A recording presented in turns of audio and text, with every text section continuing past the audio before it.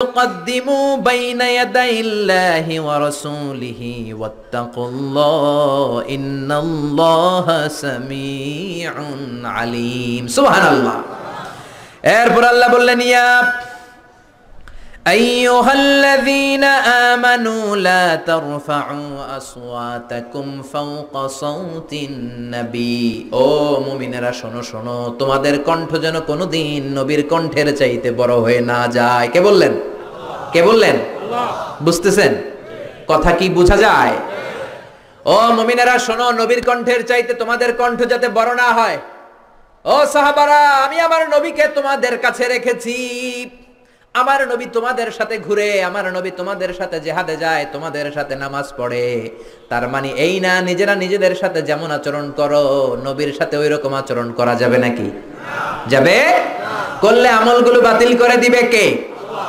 লা তারফাউ আসওয়াতাকুম ফাওকা সাওতিন নবী ও সাহাবারা খবরদার নবীর চাইতে যেন গলার আওয়াজ বড় হয় না যায় যদি হয় আন তাহবাতা আমালুকুম ওয়া আনতুম লা তাশউরুন তোমাদের যত ইবাদত আছে বাতিল হয়ে যাবে যতগুলো হজ আছে আমি আল্লাহ বাতিল করে দেব নামাজ যত পড়লা সিজদা যত দিলা রোজা রাখলা বাতিল করে দিবে কে বিশ্বনবী মিটিং এ বসলেন বনু তামিম গোত্রের লিডার কে হবে বিশ্বনবী বললেন ও সাহাবারা প্রস্তাব দাও আবু বকর বললেন আমার প্রস্তাব উনি ওমর ফারুক বললেন না আমার প্রস্তাব উনি নয় আমার প্রস্তাব উনি আবু বকর বললেন ও ওমর তুমি বুঝো নাই আমি যার কথা বলেছি সেই সেরা এই লোকটা যদি নেতা হয় বনু তামিম গোত্রের জন্য ভালো হবে ওমর বললেন না আপনি বুঝেন নাই বেশি বুঝছি আমি যার কথা বলছি সেই সেরা তারই নেতা হওয়া দরকার আবু বকর বলে না আমারটাই দরকার ওমর বলে আমারটাই দরকার তর্কাতর্কি আছে না নাই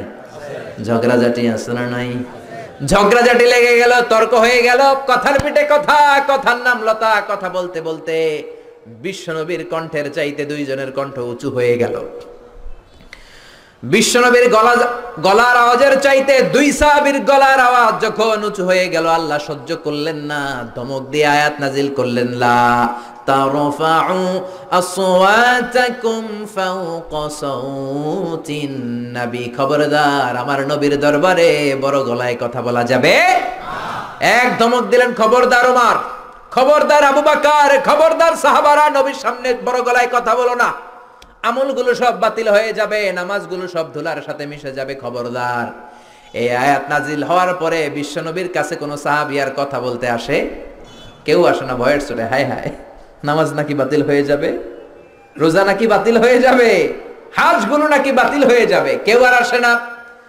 এই আয়াত নাজিল হওয়ার পরে সাইয়েদনা ওমর ফারুক বিশ্বনবীর কাছে যদি কথা বলতে আসতেন ফিসফিস করে কথা বলতেন নবী কিছুই বুঝতো না বিশ্বনবী বলতেন ওমর কি বললা আর একটু জোরে বলো কি বললা আরো জোরে বলো ওমর কি বললা আল্লাহু আকবার ওমর ফারুক ভয়ের চোটে ফিসফিস করে বলতেন কানের মধ্যে ফিসফিস আওয়াজ আছে না এরকম ফিসফিস করে বলতেন কিছুই বোঝা যেত না বিশ্বনবী বলতেন ও ওমর কি বলো বুঝি না জোরে বলো বিশ্বনবী ইন্তেকাল করেছেন কিন্তু এই আয়াতের হুকুম আজ বলবৎ আছে না নাই মা বাবার সামনে বড় গলায় কথা বলা যাবে না ইমাম সাহেব খতিব সাহেব ইসলামী আন্দোলনের বড় আমির আধ্যাত্মিক নেতা ধর্মীয় গুরু শায়েখ মাশায়েখ তাদের সামনে বড় গলায় কথা বলা যাবে খবরদার বিশ্বনবীর কবরের উপরে আজও এই আয়াতটা লেখা আছে না নাই হজ উমরা যারা করেছেন তারা দেখেছেন বিশ্বনবীর কবরের উপরে লেখা লা তারফাউ আসওয়াতাকুম ফাওকা সাওতিন নবী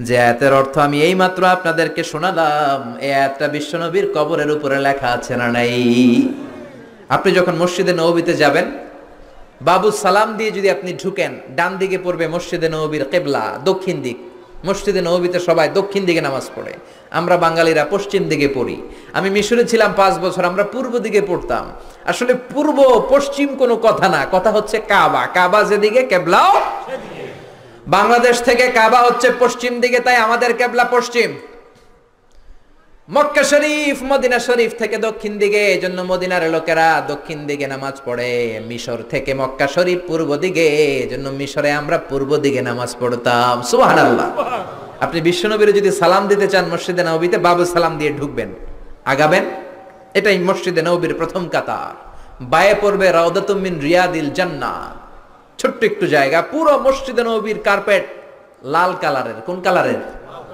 শুধু এই জায়গাটা সাদা কালারের, সাদা কার্পেটিং করা। বিশ্বনবী বলতেন, মা বাইনা মিম্বারি ওয়া বাইতি রাউদাতুম মিন রিয়াদিল জান্নাহ।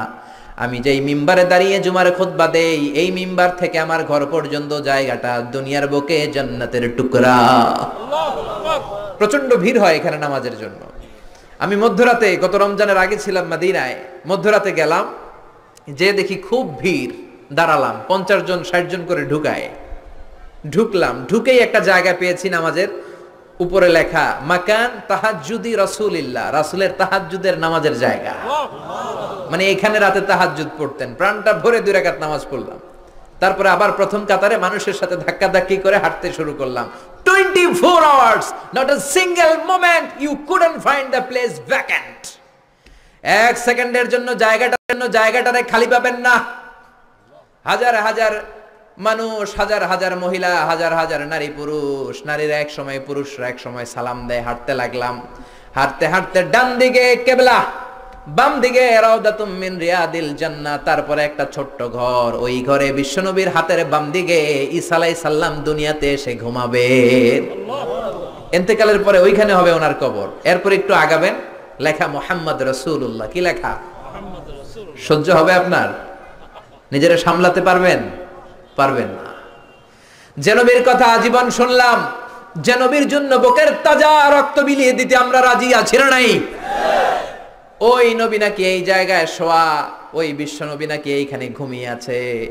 এই চিন্তাটা যদি কারো মাথায় ঢুকে, কারো নিজেকে সামলানো সম্ভব?